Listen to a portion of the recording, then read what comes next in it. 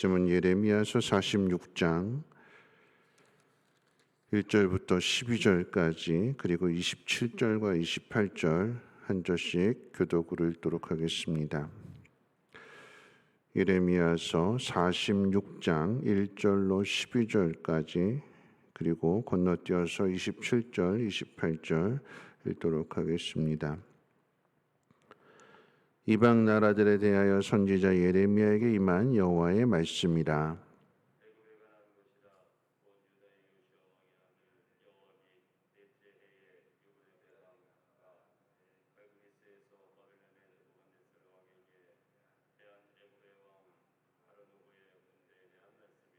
너희는 작은 방패와 큰 방패를 예비하고 나가서 싸우라.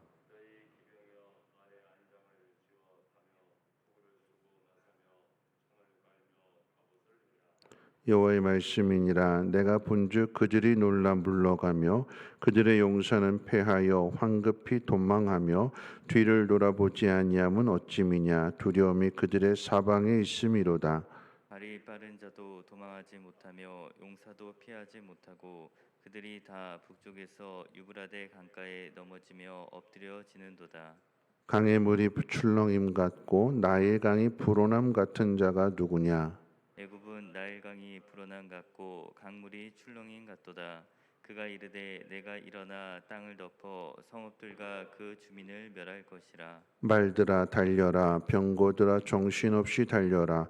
용사여 나오라. 방패 잡은 구스 사람과 붓 사람과 활을 당기는 누림 사람이여 나올지니라 하거니와. 그날은 주 만군의 여호와께서 그의 대적에게 원수 갚는 보복이리라. 칼이 배부르게 삼키며 그들의 피를 넘치도록 마시리니 주 만군의 여호와께서 북쪽 유브라데 강가에서 희생 제물을 받으실 것이미로다. 처녀딸 애굽이여 길르앗으로 올라가서 유향을 취하라. 내가 치료를 많이 받아도 효력이 없어 낫지 못하리라. 내 수치가 나라들에 들렸고 내 부르짖음은 땅에 가득하였나니 용사가 용사에게 걸려 넘어져 둘이 함께 엎드려졌습니다. 27절 28절입니다. 내 종 야곱아 두려워하지 말라. 이스라엘아 놀라지 말라. 보라 내가 너를 먼 곳에서 구원하며 내 자손을 포로된 땅에서 구원하리니 야곱이 돌아와서 평안하며 걱정 없이 살게 될 것이라. 그를 두렵게 할 자 없으리라.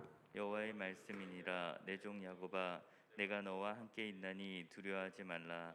내가 너를 흩었던 그 나라들은 다 멸할지라도 너는 사라지지 아니하리라. 내가 너를 법도대로 징계할 것이요 결코 무죄한 자로 여기지 아니하리라 하시니라. 아멘. 오늘 본문인 46장부터 49장에 이르기까지 애굽과 블레셋과 모압, 암몬, 에돔 그리고 다메섹 등 유다 주변 나라들에 대한 심판 이야기가 기록되어 있습니다.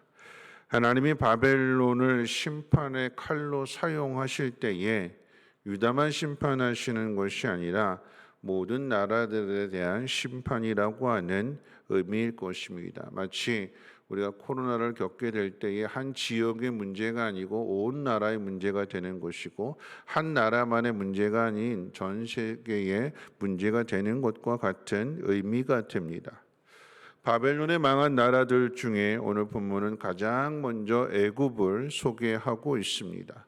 전통의 강호인 애굽과 신흥 강호 바벨론이 갈그미스에서 붙었습니다. 오늘 본문은 그 애굽의 병력을 소개하는데 이 애굽의 자랑은 말입니다. 말을 중심으로 해서 기병이 있고 병거가 있고 또 활과 방패가 있습니다. 작은 방패여 큰 방패여 용사여 일어나라 막 이렇게 이야기하고 있어요. 뿐만 아니라 애굽의 이 기세는 나일강이 범람할 때의 모습과 같이 모든 것을 집어삼킬 것처럼 아주 맹렬합니다. 그런데 그 결과는 바벨론에게 졌어요. 애굽이 집니다. 이유가 뭘까요? 기세도 맹렬하고 자랑거리도 있고 용사들도 있고 방패도 많고 기병도 병거도 많이 있는데 왜 졌을까요? 그 이유는 아주 간단합니다. 하나님이 바벨론의 느부갓네살 편에 계셨기 때문에 그러합니다. 우리는 종종 이런 일들을 겪게 되는데 대학 시험을 보든 또는 입사 시험을 보든 열심히 공부하며 다 준비했는데 시험에 떨어질 때가 있어요. 머리도 좋고 노력도 했고 당연히 붙을 줄 알았는데 시험 문제가 엉뚱한 문제가 출제가 되어서 전혀 공부하지 않았던, 전혀 예상하지 않았던 문제들로 인해서 떨어지게 되면 실망이 클 것입니다. 성시경이라고 하는 가수가 서울대 들어가기 위해서 삼수까지 했대요.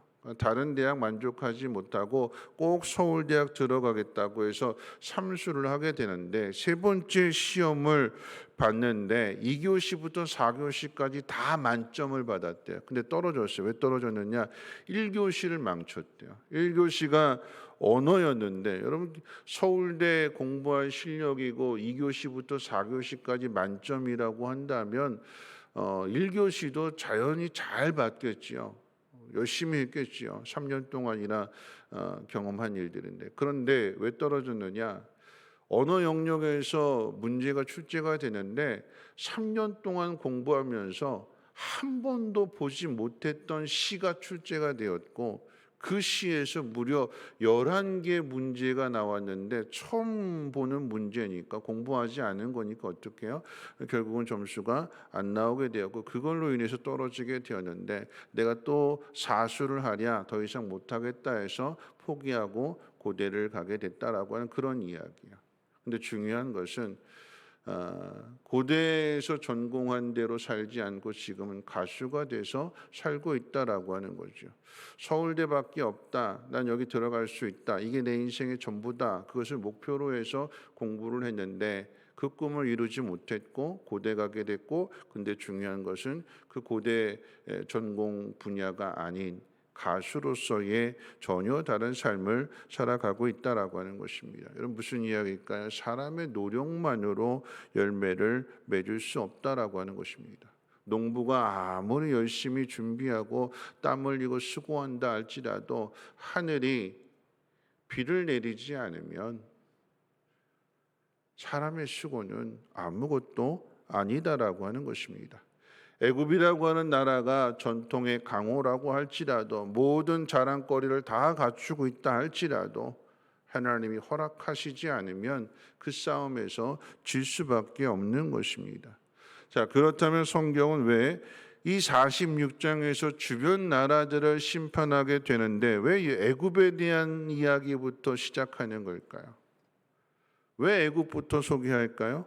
애굽이 갈그미스 전투에서 진 때는 오늘 2절에서 밝히고 있는 것처럼 여호야긴 왕 4년이라고 밝히고 있어요. 자, 이 이야기는 뭐냐면 유다가 망하기 전에 이미 애굽이 바벨론에게 졌다라고 하는 이야기예요.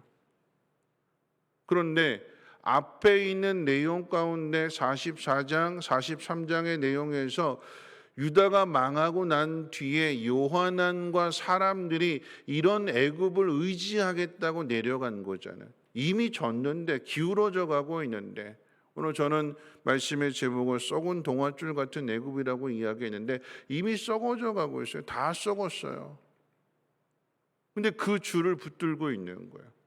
이 줄이 나를 구원해 줄 것이라고. 왜 애굽을 선택했을까요? 앞에 있는 내용들을 쭉 살펴본다면 그다랴 총독, 어진 총독, 믿음 있는 사람이 암살을 당해서 죽임을 당하게 되니까 무정부 상태가 돼. 물론 바벨론의 통치를 받고 있지만 혼란이 갑자기 찾아오게 되니까 여기에 살 수 없겠다. 우리를 안전하게 지켜줄 수 있는 곳이 어딜까 찾다 보니까 전통이 있는 그 애굽으로 가면 낫지 않을까. 그래서 애굽으로 내려간 것입니다. 썩은 동아줄인데 이미 졌는데 하나님은 거기에 남아 있어라, 머물러 있어라. 하나님이 붙들고 계신다. 하나님이 지켜주신다. 분명하게 예레미야 선지자를 통해서 말씀을 주셨는데 그런데 혼란한 상황이 이르게 되니까, 전혀 예상치 못한 상황이 이르게 되니까 그래도 애굽이 낫지 않느냐, 그래도 전통 있는 데가 낫지 않느냐, 그래도 유명 브랜드가 낫지 않느냐, 그러면서 애굽에 도움을 요청하러 그곳으로 내려갔다라고 하는 것입니다. 왜 애굽일까요? 하나님 말씀을 믿지 않는, 미스바의 그 예루살렘에 폐허가 된 그곳에 남아 있어라, 그곳에서 살아라, 머물러 있어라, 하나님 말씀하셨는데, 그런데 그 말씀을 믿지 않는 마음으로부터 시작되는 것, 그래서 애굽이 되는 거예요. 결국은 하나님 앞에 대적하는 거예요. 하나님 말씀에 불순종하는 것입니다. 애굽이 자신들을 지켜줄 것이라고 그렇게 믿는 거예요. 그냥 그렇게 병력을 소개하고 이렇게 정확한 내용을 알아서가 아니라, 그래도 애굽이 낫지 않겠느냐, 그냥 그렇게 믿고 싶은 거예요. 우리가 하나님 말씀에 불순종하고 하나님의 뜻을 따르지 않을 때 모습도 다르지 않습니다. 그냥 그렇게 믿고 싶은 거예요. 하나님보다도 더. 그 결과가 어떻게 될까요? 철저한 심판이라고 하는 것을 성경이 우리에게 가르쳐주고 있습니다. 오늘 말씀의 결론이, 애굽에 대한 결론이 무엇이냐, 27절 28절에서 내려지게 되는데, 특별히 27절 말씀 가운데 보면 이렇게 기록되어 있습니다. 내 종 야곱아 두려워하지 말라, 이스라엘아 놀라지 말라. 보라, 내가 너를 먼 곳에서 구원하며 네 자손을 포로된 땅에서 구원하리니 야곱이 돌아와서 평안하며 걱정 없이 살게 될 것이라. 그를 두렵게 할 자 없으리라. 애굽에 대한 이야기를 하면서 지금 이야기를 하는데, 그런데 지금 이 27절 28절의 내용은 돌아오게 된다라고 하는, 어디서 돌아오게 되느냐, 바벨론에서 돌아온다라고 하는 얘기. 그 이야기는 뒤에 가서 50장의 바벨론에 대한 심판도 하나님께서 말씀하셔요. 바벨론에게 망했고 바벨론에게 포로로 끌려갔고 나라의 주권을 잃어버린 상황이지만, 그런데 하나님께서 마침내 바벨론을 무너뜨리시고 잃어버렸던 하나님 백성들을 되찾으시며, 하나님만이 이스라엘의 보호자가 되시고 구원자가 되신다라고 하는 사실을, 내가 지금 당하고 있는 이 상황 속에서 놀라지 말아라, 두려워하지 말아라, 하나님께서 말씀하시는 것입니다. 지금 이 27절 28절의 말씀은 어제 살펴본 45장의 내용에서 바룩에게 주신 말씀과 똑같은 말씀이 되는 거죠. 네 생명을 해할 자가 없을 것이다. 모든 곳에 재앙이 내려질 것이지만 내가 네 생명을 붙들고 있다. 오늘 말씀을 정리하면서, 여러분, 중요한 것은 어느 장소에 있느냐, 또 어떤 시간대에 있느냐, 어떤 상황에 있느냐가 중요한 것이 아닙니다. 중요한 것은 하나님이 말씀하신 그 장소, 그 자리에 있느냐 하는 것입니다. 하나님의 말씀을 믿고 따르느냐, 아니면 그 말씀을 버리고 그냥 내 생각으로 그렇게 믿고 싶은 것을 의지하느냐, 그냥 그렇게 내가 믿고 싶은 것을 붙들고 있으면 그건 썩은 동아줄이 되는 거예요. 그런데 하나님 말씀을 믿고 주변의 상황이 그달랴가 암살이 되고 여기저기서 유혹하고 그런 상황이라고 할지라도 마음 흔들리지 않고 하나님 말씀을 굳게 믿고 있으면 그 자리가 구원의 자리가 되는 것이요, 그 자리에 하나님께서는 회복의 은혜를 허락해 주십니다. 두려워하지 말고 어떤 상황 속에서도 놀라지 말고 하나님만을 믿고 의지할 수 있는, 이런 믿음이라고 하는 것은 하나님과의 관계에서 발생이 되는 거예요. 하나님과의 관계. 하나님과의 관계가 깊으면 깊을수록 하나님을 신뢰하게 되는데, 하나님의 관계가 흔들리게 되면 그러면 하나님에게서 멀어지게 되는 것이고, 내 생각에 그냥 그렇게 믿고 싶은 쪽으로 가기 때문에 오히려 무너지게 되는, 그것이 이스라엘의 역사요 유다의 역사가 되는 것입니다. 우리에게 영원한 생명을 주시는 것은 오직 하나님 말씀밖에 없다라고 하는 것을 기억하시고, 어떤 상황 속에서도 놀라지 않는, 두려워하지 않는 하나님의 사람들 되시기를 주님의 이름으로 부탁을 드립니다. 우리 찬송가 399장 찬송하신 후에 함께 기도하겠습니다.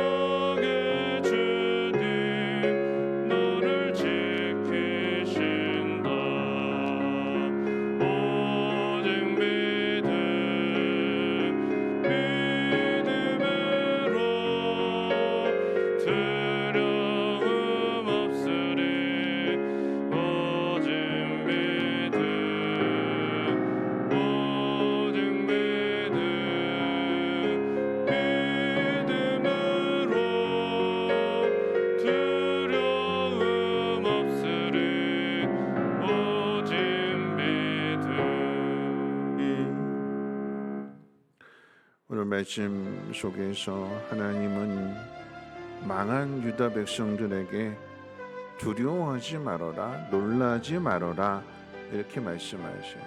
왜냐하면 하나님 붙들고 계시고 하나님 지켜주시기 때문에 그런 거죠. 오늘 찬송의 고백처럼 2절 찬송의 내용이 이런 내용이잖아요.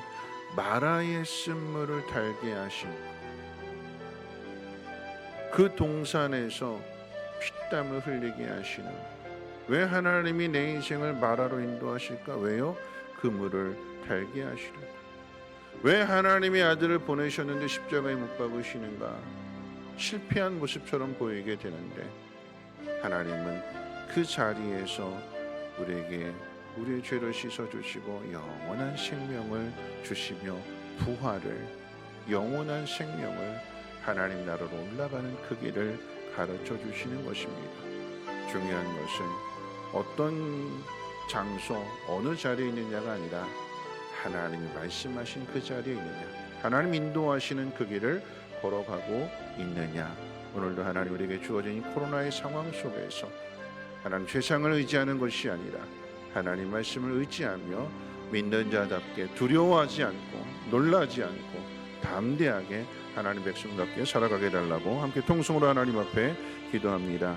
두려워하지 말라고 하셨습니다. 놀라지 말라고 하셨습니다. 상황이 어떤 상황이 된다 할지라도 그대라 총독이 암살을 당하고 여기저기서 유혹하고 시험한다 할지라도 하나님의 말씀을 믿으며 머물러 있는 사람, 하나님 말씀을 믿으며 그 말씀대로 행하는 사람이 평안함을 얻을 것이며 그 사람이 모든 것들을 회복하게 될 것이며 하나님의 영광을 나타내게 될 것입니다.